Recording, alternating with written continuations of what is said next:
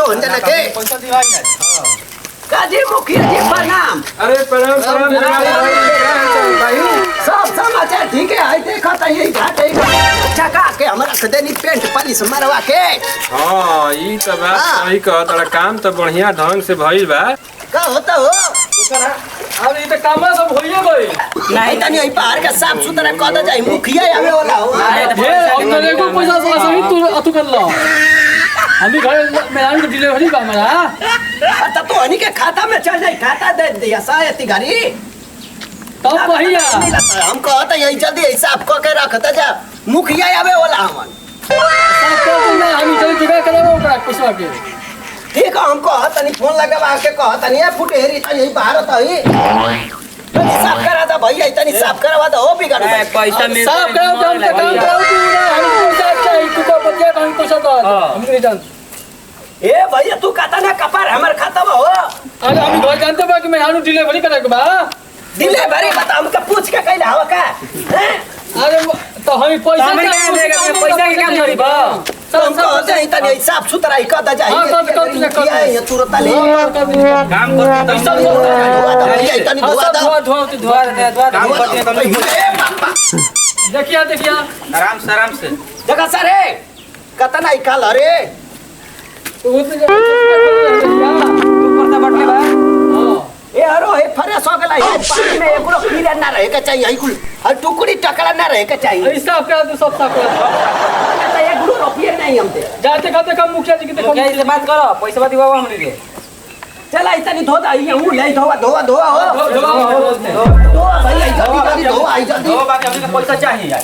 हां ए भैया पैसा का टेंशन मत ला हम कहते हैं ना दिवा दे हम पैसा अपने लेके बैठेगा ना पैसा ये खर्च कर दो ऐसा यार भाई फुटे एरिया बोला मार दब लड़कियां ले ऐसे सब होता जा जा पैसा देखो हो गई बताओ भाई भाई चरावे में आई आवे साई हगवा देता वसन अपना घरवा काहे नहीं गसन हगवा रे हैं चला जा हो गया। अरे घास रखल हां पैसा मांगे पहले एकर बाद काम होई ना। हां पैसा काम हो गई काम रोज करत है पैसा मिलते नहीं। हां खाली कामे करत है।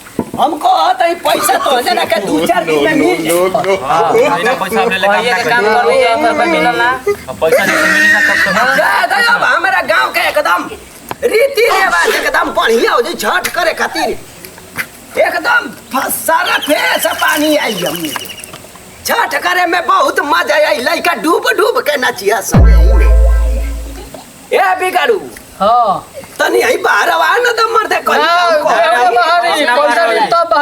पैसा अभी सब अरे मुखिया जी आवते हुइया हम कहले मुखिया जी से कि हम अपने आदमी हम लेबर तुरंत लगैले का मुखिया जी भाई वो किधर बा ओका मुखिया जी गाड़ी लगा ओका ला बुला होते बा मुखिया जी ओयो दादा तू करवा जा अरे तो यहाँ लगा है कहले अवसर रे क्या है पैसा ना मिलता है ना चुपचाप रह जा हम पैसा तो नहीं के दिवा दे मुखिया जी से कह के कितना हमने घर स्थिति कुल खराब चला मुखिया जी से तनी भेंट कर लिया चला चला चल ए भैया तू काहे वतना बोला तारा हम पैसा दिवाइए ना देव तो अंजना के पैसा दिवाई आज। हां काजी मुखिया जी प्रणाम। अरे प्रणाम भाई क्या हाल चाल भाई।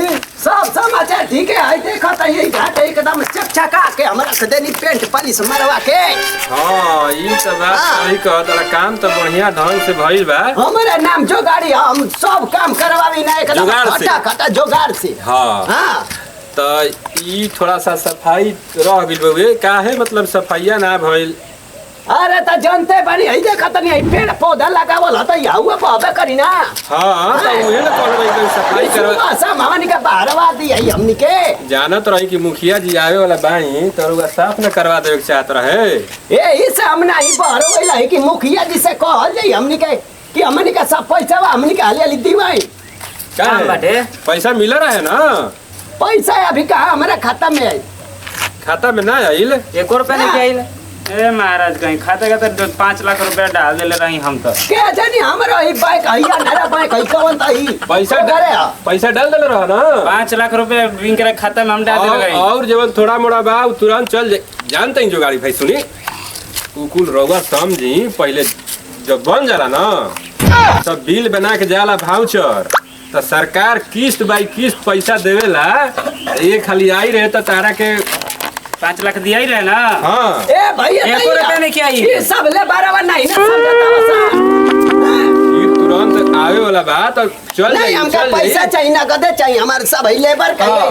पैसा देवे क्या। अब तो सरकार नगद नहीं के ना दे खाता में ना देता रुए पैसा। तो खतो में कहाँ 5 लाख रुपया हुआ? अरे का खाता में नहीं के मिलल पैसा रउरा।